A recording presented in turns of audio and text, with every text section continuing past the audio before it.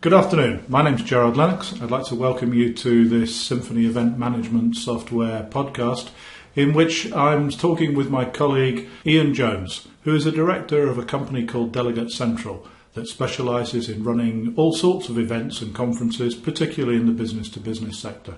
Good afternoon, Ian. Good afternoon, Gerard. Nice to be here. Well, today we wanted to talk about how you get speakers for your event. It's always been an interesting one for me to understand. Why would anybody want to speak at a conference? Well, I think, Gerard, the main thing, speaking of conference, is sort of self-promotion. I think that whilst as an organiser you don't want people there selling directly to your clients, the truism is that we all buy from people. People buy from people, and if you can get up on a platform and promote yourself, promote your business, promote your product or your service in an eloquent way, then people are more likely to buy from you.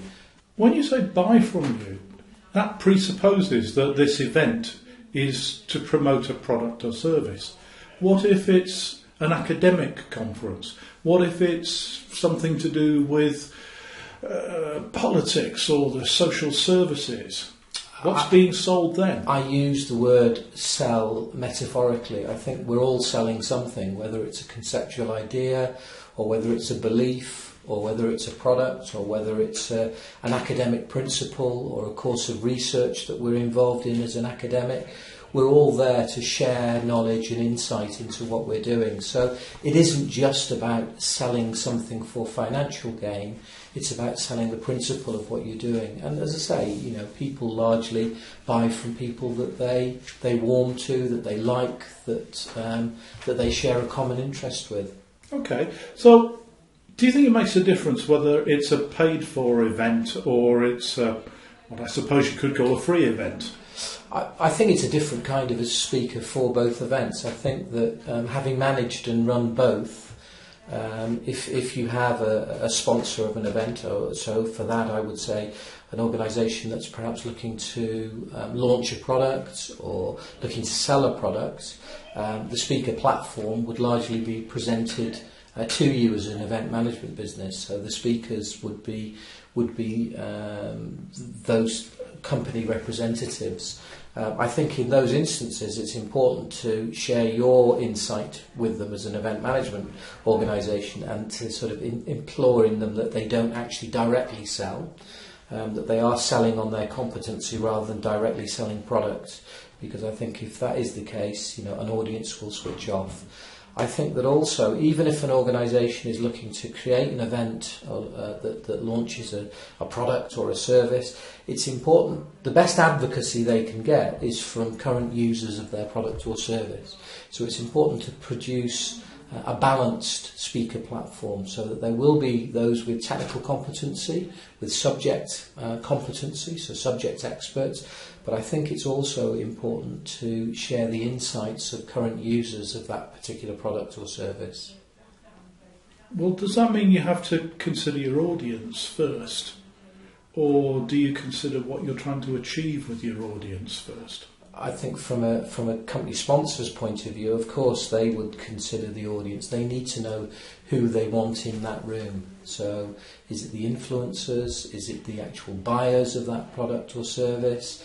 And I think from that point of view, yes, I think that there is an element of chicken and egg. What do you do first? Is it the speakers or is it the audience that you consider first? And I think that the truth of the matter is that you probably need to think through the content and the speaker programme, but you have to have a mind's eye view of who's likely to be in that room as well. So you need to do both of those things in tandem. And where does the business objective of running the event come into it?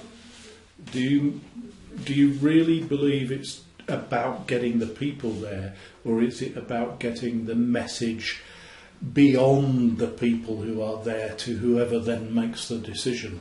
I think that it's important, it's absolutely essential to understand what success looks like before you go into an event. So I think that it's important to understand what the ROI, the return on investment, is likely to look like.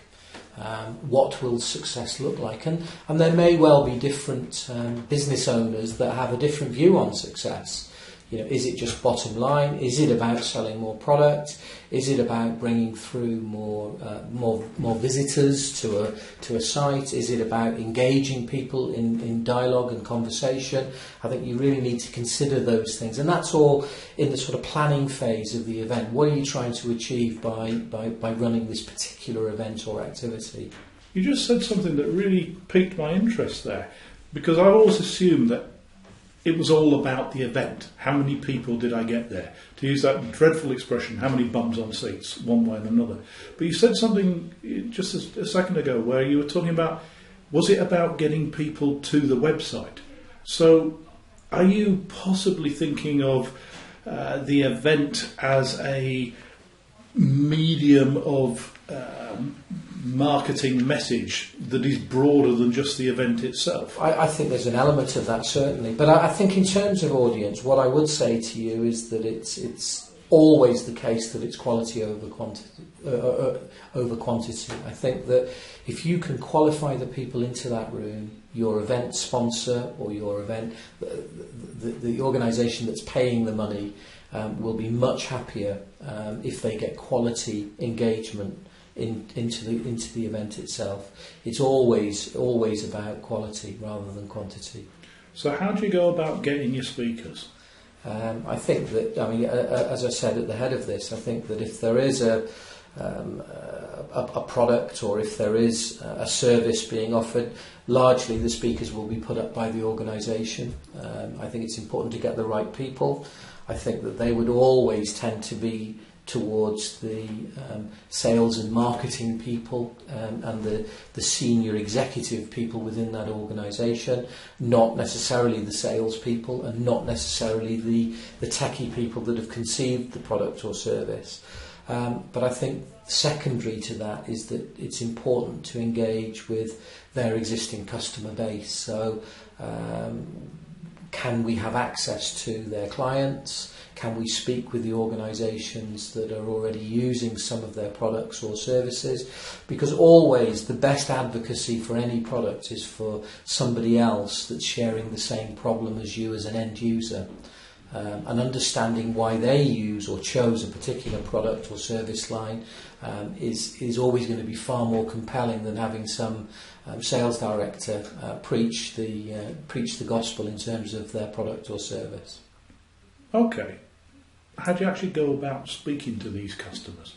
Do you do that as the event organiser, or do you rely on, I don't know, the salesman and account manager for the company to try and chat somebody up? I would always advocate that as the event organiser that you would do that. I think it's important to have an independent sort of third party putting the proposition to the client rather than... I think your introduction will clearly come from the sponsoring organisation, but I think it's important to build that relationship for yourself with regard to the speaker organisation. So if I'm a marketing manager in an organisation, I probably don't know these customers, and I'm probably not senior enough to on the face of it, to speak to them. But is that a reason why I shouldn't do it? No, I think that... Actually, I don't know quite what... I don't understand that. Well, assuming that some of our audience today are marketing practitioners, they've got the job of putting together an event. They don't have the luxury of hiring somebody like you to do it. Ideally, I assume you would want a customer speaker to be somebody quite senior from a customer. Or not, maybe not, I don't know. But if they were, for example, the managing director of ABC Limited, how does a lowly marketing executive contact the managing director of the biggest customer and ask them to do something? I do think in that instance, if you're managing an event for yourself within the business, that you need to have the ear of the right people within your own organisation. I mean, clearly, the peer-to-peer exchange, if you're looking at a chief exec of a user organisation speaking at your event, it would be wholly appropriate for the most senior account account manager of that particular organisation to make that introduction. So, yeah, I mean, I wouldn't advocate that all of your staff just go bombarding in there, sort of speaking with your treasured clients. I would sort of elevate that up the food chain within your own organisation and get the most appropriate person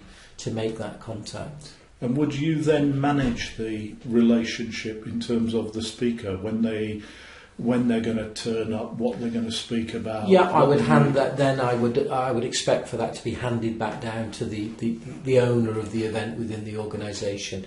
And you're absolutely right. It's incumbent on them to manage the speaker like they would any other speaker, so that they would ensure that they know where they need to be, when they need to be there, what the expectation is, what the time slot is, what the expectation before the event is in terms of any presentations, whether or not that they would be engaged in an open Q&A discussion post their particular session, or indeed whether you wanted them to join a discussion panel later on in the event. I think you need to be absolutely clear, and it would be for the responsible owner within the business to take on that role of speaker management.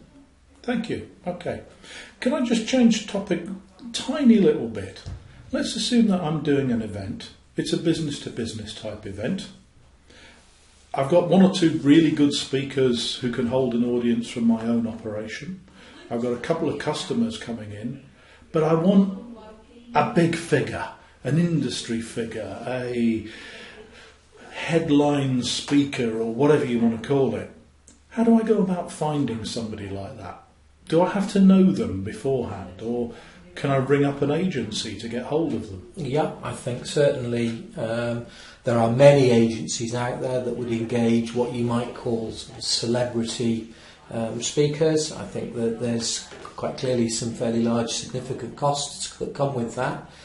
I would also advocate that draw up a hit list of individuals that might sort of fit the bill in terms of profile, in terms of subject area, in terms of their relevance to the particular content theme. Be cheeky, email them direct. All of these people are now pretty much in the public domain. I think you can engage them directly. Some of them will almost certainly send you to their agent and to their agency, and others may want to engage directly with you. I think in my experience actually, having engaged with them directly on one or two occasions, it is more likely that you will be able to deal with them directly in future, in your future dealings. But I think that it's important just to be tenacious. Great. Okay. So it's not that difficult, he said through gritted teeth. It isn't. I think you just have to ask the question. I think, as I say, and I know you mentioned in the head of this that I've worked with some big organisations in the past, and particularly running technical conferences at the National Computing Centre. You simply had to ask people to be involved, and you'd be surprised how often the heads of very large organisations, I'm thinking particularly now Microsoft and Dell and Virgin, have given their time and have given their time freely to speak at various industry conferences. So if you don't ask, you don't get. Wow, that makes it simple. And on the subject of if you don't ask, you don't get, would you be prepared to talk to anybody who wanted some advice or help in this area? I'd be very happy, yes, and they can have all of the contact details. I'm sure we can circulate the contact details to them if they come back to you, yeah. Okay, well, that's the end of this little podcast. We've decided to keep them really short, really focused. Hope you enjoyed it. Speak to you next time. Bye.